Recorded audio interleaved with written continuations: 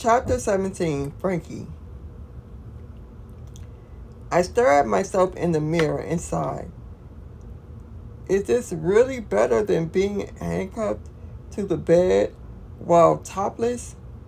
God, that would almost be hot if the circumstances were different. But I stand below deck on a small fishing vessel, prepared to commit murder under a sea of stars. Eve steps beside me and offers a kind smile. If you're nervous about the sharks, don't be. Yeah, it's possible for them to get into the cage, but you're more likely to be struck by lightning. They can get into the cage? I blink a few times and try to still my nerves, but it's no use. That wasn't what I was nervous about, but it sure as fuck is now. You'll be working with Maverick, right? I nod. Then, you definitely had nothing to worry about. Honey, he is the definition of Mr. Nice Guy.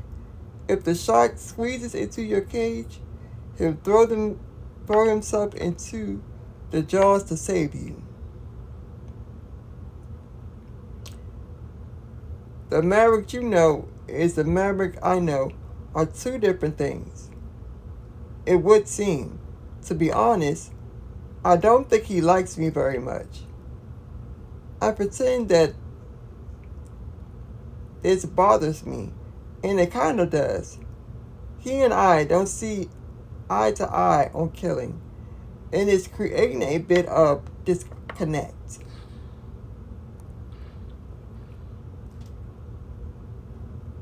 Because he's a hitman? Eve nibbles her lip. I hate to break it to you, but I'm no different from him. Kendra and Kat struggled with it at first too, but our friendships came first, so that helped them cope. Maybe that's how you need to look at it. See Maverick for who he is a person and how he treats others. I mean, he kills others, but okay. Maybe she has a point. Maybe I should try to silence my rational mind and be a little more open. Hell, maybe I should even cut loose a bit. It's not like anything could come back to haunt me. King gave us a license to kill. Yeah, maybe you're right, I say, and that earns a smile from Eve. I'm grateful. I really like her. And maybe I don't have to rate rat on everyone after this. We help each other into our wetsuits. The only other woman in the changing room is the little old lady from the first day, but she hasn't said a peep since she boarded the ship. She picked up her wetsuit, grimaces, then hurries up the steps. What's her deal? I ask, when the upstairs door shuts behind the woman. I met her on the first day, and she didn't speak then either. Eve gathers her hair and ties it back with an elastic, then hands me one to band and then has one to me. Don't take offense. Her ex-husband slashed her throat and damaged her vocal cords, so she can't talk. Well, she can, but only in a language she and Graham understand fully. Graham. Realization dawned, and the blood freezes in my veins. The circumcision? I whisper. Honey, you don't have to whisper, Eve says with a chuckle. We're all a little infamous here. The arbitrary heartbreak killer the arbitrary and the heartbreak killer are here? Where? Eve laughs again, a little harder this time. You're starting to sound like Kat. She was obsessed with serial killers before she became one of us. I can't lie though. I was a little starstruck the first time I met Kendra, but I played it off well. What? I thought the arbitrary was a man. He is. That's Ezra, the hot British guy with glasses. Eve pulls the rubber hood over her head, leaving only her face exposed. Kendra is his fiancée, the heartbreak killer, Kat. Her best friend is the confessor, and her boyfriend, Bennett, is the chaos killer. Jesus fucking Christ. Who needs Maverick when there are Eves in the world? I feel like I've met God at the pearly gates, and he's given me the answers to all of life's mysteries.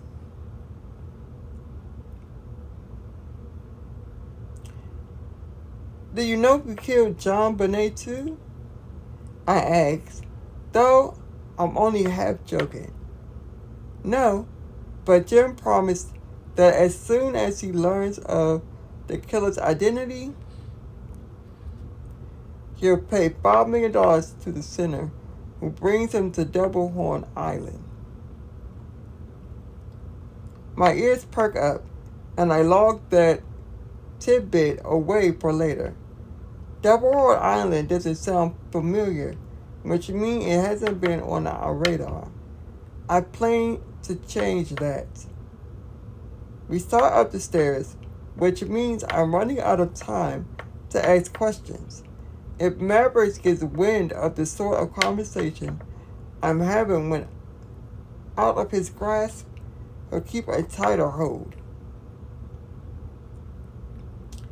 Have you been to Double Horn Island? I ask. Eve shakes her head. No, my first trip last winter, and that was on the island. Wasn't on the island. Jim hosted the first winter event in Alaska, and I had a break between shows, so I decided to give it a go. I'm so glad I did because I made some incredible friendships. Alaska, huh? I closed the door behind me as we reach the top of the stairs, but the questions come to a shift halt when I spot Maverick's tall figure a few feet away. He stands at the ship edge, gripping the rails as gentle waves rock us back and forth. Ice Pig stands beside him, and both men stare out at the open water. Stars gleam in clear sky, only sharing the stage with a silver of moonlight. To our right, the deck stretches out and widens. A large spotlight shines on the water, where some of the crew has already dumped chum to stir up some sharks. I've never been cage diving, so I don't know if this is normal, but it feels dangerous. Why send the sharks into a frenzy before putting people in front of them? A few cattle also stand on the dock. I can tell them apart from others because they don't wear wetsuits.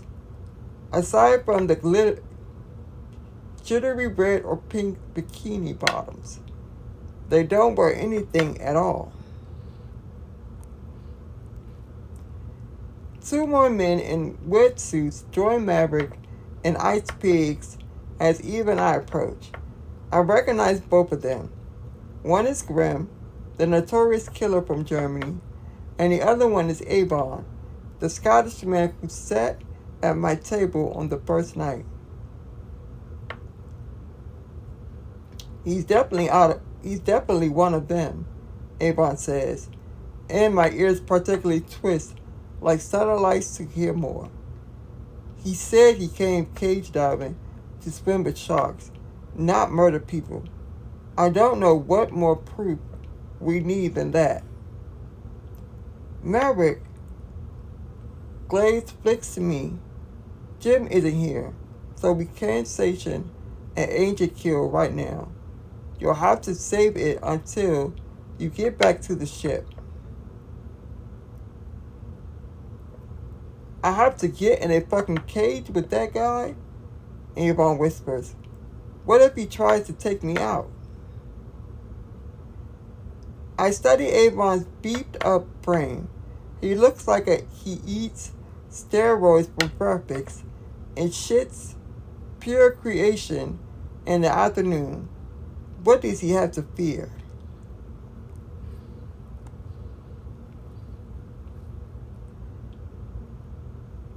Could you switch with me? Avon asks Maverick, and my heart picks up its pace. You seem like you're pretty close with Jim. If you kill the guy, he probably won't excommunicate you. Maverick shakes his head, and my heart rate returns to normal. Can't do it. I have to look after my roommate. It's her first trip, and she's a little nervous. Perhaps Rose will switch with you, Avon. If you feel unsafe, you can get into my cage with me. Grim is completely serious, despite standing before us in little more than a shiny silver banana hammock that struggles to obscure his massive balls. Rose will not hesitate to put it into funny business, so she will be safe. He turns to me. Please do not stare at my genitals. It's rude. You can't bring that much hanging brain to the table and expect people to be unaffected, Eve mutters. His nuts could have their own zip code. I cover my mouth to stiffen a smile. You'll be fine, Avon, Maverick offers. Then his gaze travels upward and his jaw slackens. We turn as a group to see what has him so flustered. At first glance, I can't figure it out. It's just an older woman descending from the steps from the wheelhouse, and aside from her attire, which is no attire at all now, I see nothing out of the norm. That's when the spotlight catches on the blade in her hand. As she steps closer, streaks of red almost become more visible. They paint her in random places, as if she's been slinging a paintbrush at a canvas. Or a knife into a body. She steps closer to the old man and traces symbols on her palm, leaving red lines behind. He smiles at her, then faces us. Grim clears his throat. The matter is truly concluded. Rose severed his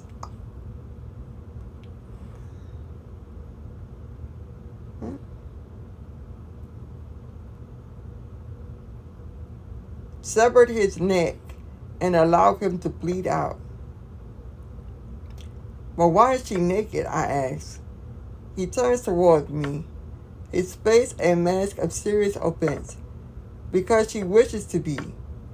With that, he grabs her arm and leads her back to the wheelhouse. The five of us who remain watch silently as they ascend the steps and disappear once more. I have so many questions. Do they normally just take each other out? I whispered to Eve. Honey, I have no idea. This is only my second trip, and it's nothing like the winter retreat. With these people, you just need to put your wheels down so you can roll with things. She cracks her neck and shakes out her hands. Any chance we could get this show on the road? She asks Maverick. He nods and leads the way to a small table covered in weaponry. The cattle stand chained to the deck, a few feet away. Now that we're more in the open, I can see the two cages dangling just below the ship's edge. I step a little closer and peer into the water. Flashes of silver brown skin catch the light and disappear into the depths. Maverick and the others study the weapons. I'm assuming we'll each take cattle to use as bait for the sharks, and I feel absolutely sick about it. The 4 men on the deck may be criminals, but they have a right to the due process and a punishment that fits their crimes. I step closer to the weaponry. I need to understand why here. Eve, how do you pick who you want to kill at these things? Eve shrugs and runs her fingers along a harpoon. I just tell Jim to bring a red or pink for me. That's all the motivation I need. But what if they're innocent? I mean, what if the court got it wrong? Icepick chuckles and gathers a few large fish books from the table. Well then, I got us on the court, ain't it? What if we kill innocents though? I pick up a fillet knife and pretend I'm testing it. Heath, feeling like a fool, I put it down. Does that ever bother you? Maverick is staring at me with that look again, like he's over my bullshit. When he opens his mouth, I prepare for some sort of abolishment, but then his eyes soften. Come with me. He grabs the knife and tosses it once before jerking his head towards the cattle. When he starts walking, my feet stupidly follow him. I blame how cool it looks while doing literally nothing. He stopped in front of the cattle, who've been so quiet because their lips are glued shut. They can't even plead their case if they had a chance to plead, I whisper, motioning to the 4 men. Do you really see no problem with that? Maverick stepped forward towards the first man on the end. Mind if I cut your lips loose, pal? It won't hurt as long as you don't move. The man shakes his head and then raises his face, offering his lips to Maverick, who stepped forward and gently sliced through the layer of glue and a part of the man's lips, but will pretend it was as painful as he promised. Oh, thank you, the man whimpers. Maverick holds up his hand. Don't thank me just yet. I'm going to give you an opportunity right now. What you do with it is up to you. He looks down the line. In fact, I'll give all of you the same opportunity. Once one of you will get to live today, the others will die. He pushes me forward, and I peer at him over my shoulder. What the fuck is he doing? This is your judge and jury. Her name is Frankie, and she's very fair. She values honesty above all else. However,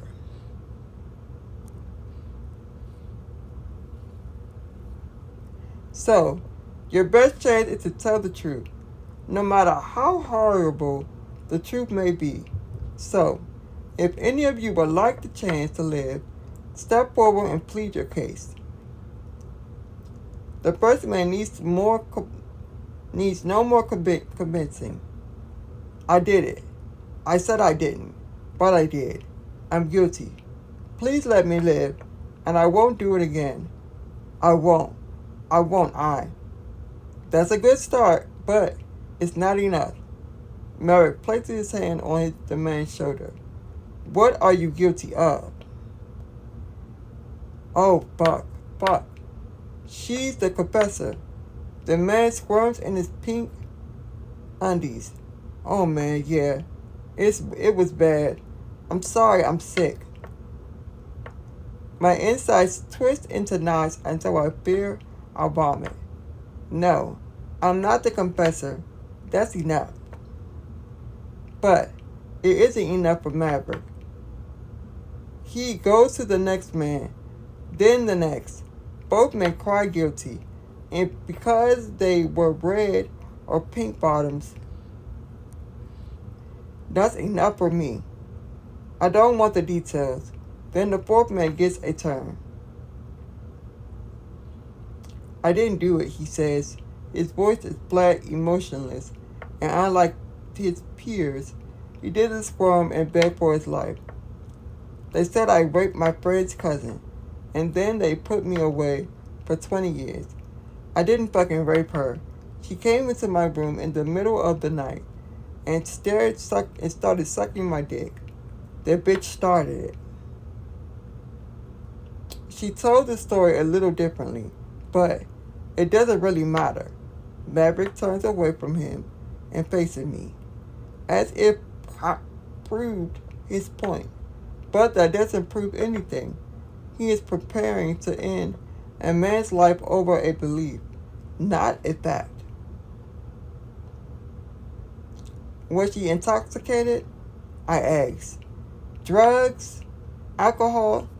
Anything that could damage her ability to make decisions. A drunk yes isn't the same as a sober yes.